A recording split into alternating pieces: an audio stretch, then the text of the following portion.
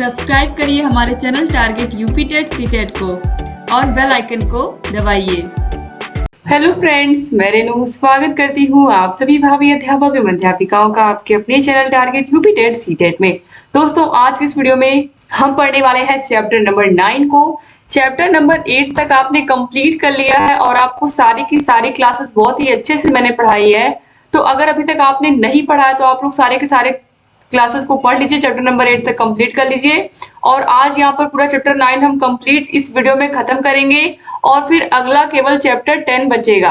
तो इस तरीके से आपका जो एसएसटी है उसमें केवल अब एक चैप्टर और बचा हुआ है। तो चलिए यहाँ पर हम पढ़ते हैं भारत में खाद्य सुरक्षा एवं भूमंडलीकरण। तो देखिए इसका मतलब क्या है। भारत में चूंकि दोस्तों हमारे पास कितना भी अनाज हम उत्पन्न कर लें और कितना भी हम बहुत ज्यादा हर फसल को उत्पादित करें, चाहे वो धान हो, चाहे वो गेहूं हो, चाहे वो चना मटर जितनी दालें हैं सब हो, अगर हम अच्छे से उनको स्टोर नहीं करेंगे, उनको सही प्रकार से रखेंगे नहीं, तो वो क्या हो जाएंगे, बेकार हो जाएंगे। ठीक है, जैसे कि सब्जियां हम लाते हैं बाजार से खरीद करके, तो अगर उसको हम फ्रिज में रख देते हैं तो फ्रिज में रखने की वजह से उसकी जो सेल्फ लाइफ होती है वो बढ़ जाती है और वो जो सब्जी होती है वो कुछ दिनों तक फ्रेश रहती है, कुछ दिनों तक वो ताजी रहती है। लेकिन अगर वही सब्जी ला करके हम बाहर रख दें घर में या किसी टोकरी में रख दें, उसको फ्रिज में ना रखें, तो वो जल्दी खराब हो जाती है। इसी तरीके से जो अनाज उत्पन्न कर रहे हैं इतने बड़े लेवल पे पूरे देश में, उसको किस तरीके से संरक्षित करें, किस तरीके से उसको सही प्रकार से सुरक्षित रखें, इसके बारे में हम पढ़ेंगे खाद्य सुरक्षा में। तो चलिए देखते हैं। तो देखिए, खाद्य संरक्षण खाद्य को उपचारित करने और संभालने की एक ऐसी प्रक्रिया है जिससे उसके खराब होने, गुणवत्ता, खाद्यता, पौष्टिक मूल्य में कमी की उस प्रक्रिया को रोकता है या बहुत कम कर देता है। संरक्षण प्रक्रिया में आमतौर पर बैक्टीरिया, कवक और अन्य जीवाणु की वृद्धि को रोकना और साथ ही साथ सड़ी हुई दुर्गंध पैदा करने वाली वसा के ऑक्सीजन की गति को धीमा करना शामिल है। ठीक है, तो इस तरीके से जो खाद्य संरक्षण होता है आपको समझ में आ गया होगा कि जो खाना होता है या जो अनाज होता है उसको किस तरीके से हम बचा करके रखें बैक्टीरिया, कवक और अन्य जीवाणुओं से, जिससे वो जल्दी खराब ना हो। तो भारत के समक्ष खाद्य सुरक्षा से संबंधित चुनौतियां क्या क्या है। सबसे पहली है बढ़ती जनसंख्या। जनसंख्या हमारे देश की बहुत ज्यादा हो चुकी है, आप लोगों को पता ही है। नगरीकरण एवं औद्योगिकरण, बहुत ज्यादा लोग अब गांवों से शहरों की तरफ भाग रहे हैं। उसका रीजन भी है रोजगार की कमी होना, गांव में लोग इस वजह से शहरों की तरफ जा रहे हैं। और मैक्सिमम जो आप देखोगे कि मैक्सिमम लोग अब शहरों में रहना ही पसंद कर रहे हैं। और औद्योगिकरण यानी कि उद्योग धंधे भी लग रहे हैं, तो इससे लोगों को रोजगार मिल रहा है। इसके बाद देखिए अनिश्चित खाद्यान्न उत्पादन। कभी कभी क्या होता है, किसी किसी साल बाढ़ आ जाती है या कोई ऐसी प्राकृतिक आपदा आ जाती है कि किसी विशेष जगह या विशेष राज्य में जो उत्पादन होना होता है उतना उत्पादन नहीं हो पाता है। तो इससे होता क्या है कि अगर हमने सोचा था कि 10 क्विंटल उत्पादन होगा, उसकी जगह पर 15 से 20 क्विंटल जब उत्पादन हो गया तो हमारे पास रखने के लिए केवल 10 ही है। एवरेज हमने 10 का ही माना था, लेकिन 20 आ गया तो हम इसको सही से संरक्षित ही नहीं कर पा रहे हैं। और 10 की जगह अगर 5 आ गया तो उसको तो हम कर पाएंगे, लेकिन अगर 10 की जगह 20 हो गया तो वो नहीं कर पाएंगे। तो अनिश्चित खाद्य उत्पादन का रीजन क्या है, प्राकृतिक आपदाएं हैं, जिसमें मुख्य रूप से बाढ़ आता है, जिसकी वजह से फसलें बर्बाद हो जाती हैं। ये तो आप लोगों को पता ही है। और हमारा देश खासकर नॉर्थ इंडिया की अगर हम बात करें तो हर साल, चाहे उत्तराखंड हो, चाहे हिमाचल प्रदेश हो, चाहे उत्तर प्रदेश हो, बिहार हो, यहाँ सब बाढ़ आती ही आती है। फिर है जलवायु परिवर्तन। जलवायु परिवर्तन का भी प्रभाव पड़ रहा है, तो हम लोगों को दिख ही रहा है कि गर्मी कितनी अब बढ़ गई है। अब देखिए इसके बाद सिंचाई व्यवस्था का उचित प्रबंध ना होना, ये भी एक रीजन है जिसकी वजह से जो खाद्यान्न है उसका कम उत्पादन होता है।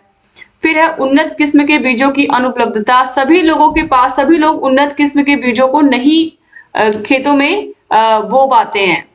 फिर है प्राकृतिक आपदाएं। प्राकृतिक आपदाएं जिनके बारे में मैंने अभी आपसे बात की कि प्राकृतिक आपदाएं होती है जिनके बारे में हमें पहले से नहीं पता होता है, जैसे कि भूकंप है, बाढ़ है, ये सब चीजों के बारे में हमें पहले से नहीं पता होता है। तो इसकी वजह से भी जो खाद्य सुरक्षा है उसमें दिक्कतें होती हैं। कभी कभी क्या होता है कि कोई अनाज का जहां पर भंडारण किया गया है, जहां पर अनाज को सुरक्षित रखा गया है, उस गोदाम में ही बारिश का पानी घुस गया तो जितने भी अनाज रखे हुए थे उनकी जो बोरियां थी उसमें सारा पानी घुस गया, तो वो अनाज भी बेकार हो जाता है। फिर है यहाँ पर देखिए खाद्यान्न भंडारण की समस्या। जैसा मैंने अभी आपको कहा कि हमने 10 क्विंटल मान के चला था और 20 क्विंटल का उत्पादन हो गया, तो हमारे पास रखने की जगह ही नहीं है, हमारे पास भंडारण की समस्या है, हमारे पास खाद्यान्न का भंडारण करने के लिए बड़े बड़े गोदाम ही नहीं है सही से, तो ये भी रीजन है। अब देखिए इसके बाद यहाँ पर हम देखेंगे एकीकृत बाल विकास योजनाएं कौन कौन सी हैं जो बच्चों के लिए चलाई जा रही हैं। तो देखिए inter rated child development schemes, तो भारत में महिलाओं, शिशुओं तथा किशोरियों हेतु एकीकृत बाल विकास योजनाओं की स्थापना की गई, जिसका उद्देश्य नवजात बच्चों तथा किशोरियों एवं गर्भवती महिलाओं के स्वास्थ्य, पोषण एवं शैक्षिक स्तर को ऊंचा उठाना है। इसके लिए वैश्विक स्तर पर भी कार्यक्रम कार्यान्वित किए जा रहे हैं, जिनमें विश्व बैंक, खाद्य निगम एवं यूनिसेफ अपनी महत्वपूर्ण भूमिका निभा रहा है। दोस्तों चलिए अब यहाँ पर हम देखते हैं जो योजनाएं हैं उनके बारे में हम पढ़ेंगे। तो देखिए आईसीडीएस की प्रमुख विशेषताएं कौन कौन सी प्रमुख योजनाएं हैं। आईसीडीएस की प्रमुख योजनाओं में सबसे पहले है किशोरी शक्ति योजना। तो किशोरी यानी कि जो किशोरी बच्चियां होती हैं 13 से लेकर के 18 वर्ष तक की लड़कियां होती हैं, उनके लिए योजनाएं बनाना, उनकी पढ़ाई पर ध्यान देना, उनकी जो स्वास्थ्य की समस्याएं होती हैं उनको ध्यान में रखना, इन सारी चीजों के बारे में इस योजना में बताया गया है। और 13 से 18 वर्ष की जो किशोरियां होती हैं दोस्तों, उनके लिए मीना मंच बनाया गया है। खासकर अगर मैं प्राथमिक विद्यालयों की बात करूं, अगर 6 से 8 की स्पेशली बात करूं तो इसमें मीना मंच होता है, जिसमें मीना मंच में स्पेशली लड़कियों की स्वच्छता, लड़कियों को स्वच्छता, साफ सफाई के बारे में बताया जाता है और उनको जागरूक किया जाता है, उनको ऐसी स्किल सिखाई जाती है जैसे कि सिलाई हुआ, कढ़ाई हुआ, जिसमें वो जो बच्चियां होती हैं वो पारंगित हो पाए और अपना आगे चल करके वो कुछ अपना व्यापार कर पाए या अपने लिए रोजगार उत्पन्न कर पाए या अपना कुछ खुद का कोई काम कर पाए, स्वरोजगार कर पाए। ठीक है, तो इस तरीके से यहाँ पर बच्चियों को ये बहुत सारी चीजें सिखाई जाती हैं इसमें, किसमें, किशोरी शक्ति योजना में। फिर है धन लक्ष्मी योजना, उसके बाद है पोषण कार्यक्रम और फिर है इंदिरा गांधी मातृत्व सहयोग योजना। अब आते हैं भारतीय खाद्य निगम पर, एफसीआई पर। तो भारतीय खाद्य निगम का गठन भारतीय खाद्य अधिनियम 1964 के तहत 14 जनवरी 1965 में किया गया था। वर्तमान में भारतीय खाद्य निगम खाद्यान्न से संबंधित नियमन और रख रखाव से संबंधित कार्यों का लेखा व प्रबंधन का कार्य कर रहा है। अब देखिए मध्याह्न भोजन योजना, मिड डे मील योजना, ये बहुत बहुत इंपॉर्टेंट है। ये सिर्फ और सिर्फ आपके डीएलएड के लिए ही नहीं बल्कि यूपी टेट, सुपर टेट सभी के लिए महत्वपूर्ण है, क्योंकि ये एक योजना है। चूंकि आप लोग प्राथमिक के शिक्षक बनोगे, ये तो अब सुप्रीम कोर्ट ने भी बोल दिया है। तो देखिए जो एमडीएम है, स्कूलों में जो मिलने वाला भोजन है बच्चों को जो मिलता है, वो स्पेशली यहाँ पर ये कब से योजना शुरू की गई और कब से स्कूलों में पका पकाया भोजन मिलना शुरू हुआ और इस योजना को किस उद्देश्य से शुरू किया गया था। तो दोस्तों यहाँ पर आप देखिए, मैं आपको बहुत ही आसान भाषा में समझाती हूँ कि जब पहले स्कूल 10 बजे से 4 बजे के होते थे, 10 बजे से लेकर के 4 बजे तक होता था एक टाइम, फिर उसके बाद 8 से 1 बजे तक होता था, लेकिन अब टाइम चेंज हो गया है। अब 9 बजे से लेकर के 3 बजे तक होता है 6 महीने के लिए, और 6 महीने के लिए 8 बजे से लेकर के 2 बजे तक होता है, टाइम बढ़ा दिया गया है। ठीक है, तो इसमें होता क्या है कि कुछ बच्चे ऐसे होते हैं जिनके माता पिता मजदूर होते हैं। खासकर आपको पता ही है कि जो प्राइमरी में बच्चे आते हैं वो किस तरीके से उनका जो आर्थिक स्तर होता है उनके माता पिता का, वो कितना निम्न होता है और वो किस तरीके से अपने बच्चों को पढ़ा रहे होते हैं, ये भी आप लोगों को पता है। बच्चों को कॉपी और पेंसिल देना भी बहुत मुश्किल हो जाता है उनके लिए, क्योंकि मैं खुद एक प्राइमरी टीचर हूँ और ये आप सभी लोगों को पता ही है। तो किस तरीके से बच्चे कैसी कैसी स्थिति में आते हैं स्कूल, उसको बताने की जरूरत नहीं है दोस्तों, और आप लोग भी देखते होंगे अपने आसपास। तो बच्चे स्कूल आते थे तो होता क्या था कि बहुत सारे बच्चे ऐसे होते थे जो खाना खाकर घर से नहीं आते थे, तो ऐसे बच्चे घर खाना खाने चले जाते थे और टीचर्स उनको मना भी नहीं कर पाते थे, क्योंकि बच्चे अब भूखा रहेगा बच्चा तो वो पढ़ेगा कैसे स्कूल में। तो इस वजह से बच्चे खाना खाने चले गए। अब मान लीजिए खाना खाने बच्चा इंटरवल में घर चला गया, फिर वो घर से वापस स्कूल आया ही नहीं, तो उसकी जो आधे दिन की पढ़ाई है वो बेकार हो जाती है।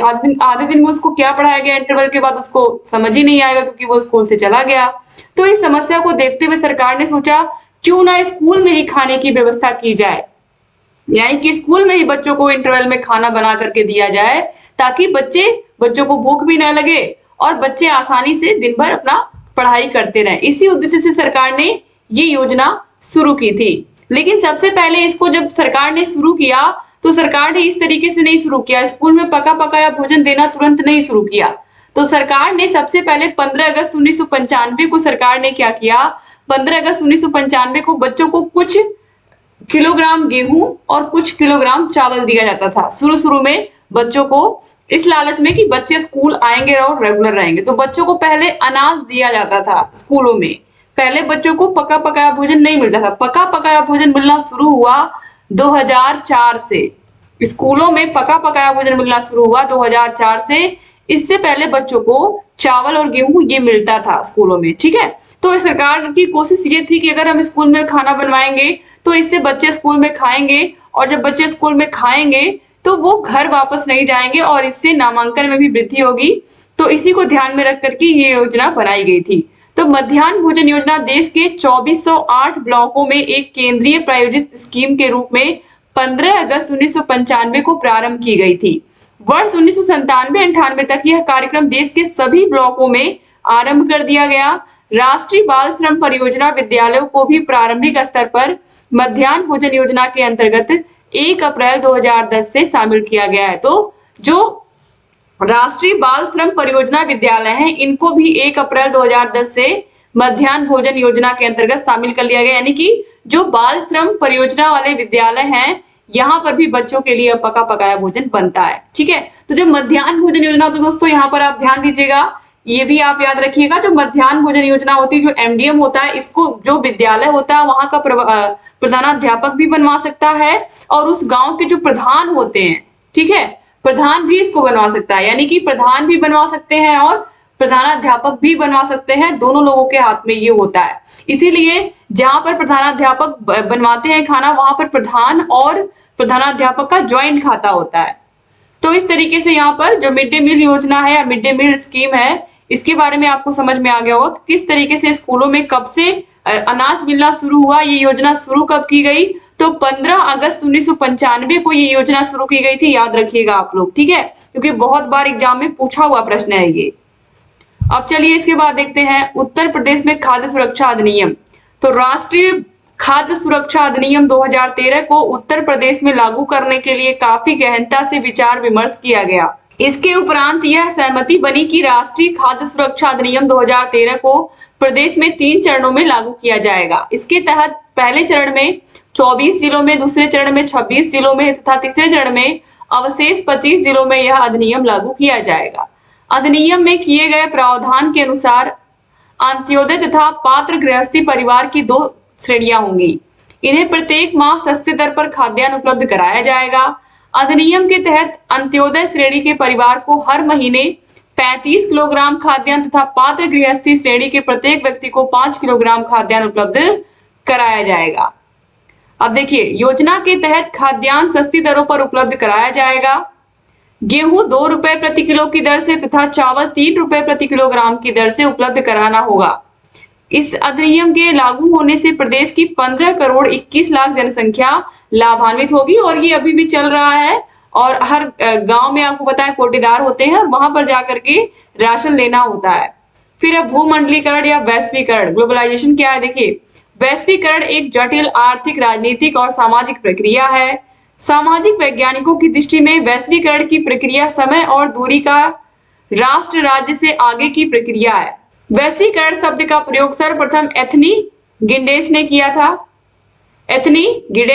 था। वैश्वीकरण के विचार को लेकर विद्वानों में अलग अलग मत है। कई इसे आर्थिक दृष्टि से समझते हैं, तो कोई सामाजिक एवं राजनीतिक रूप में आकलन करता है। भारतीय कथन वसुधैव कुटुंबकम को ही आज संपूर्ण विश्व वैश्वीकरण के माध्यम से चरितार्थ कर रहा है। वसुधैव कुटुंबकम का मतलब आप सभी को पता है कि पूरी पृथ्वी ही क्या है, हमारा घर है, और जो पृथ्वी पर जितने भी देश है जो अलग अलग बटे हुए हैं, सभी लोग मेरे भाई बहन है। इस तरीके से यहाँ पर ये चीज कही गई है हमारे संस्कृति में। तो वैश्वीकरण की विशेषताएं क्या है, सबसे पहला है पारस्परिक निर्भरता।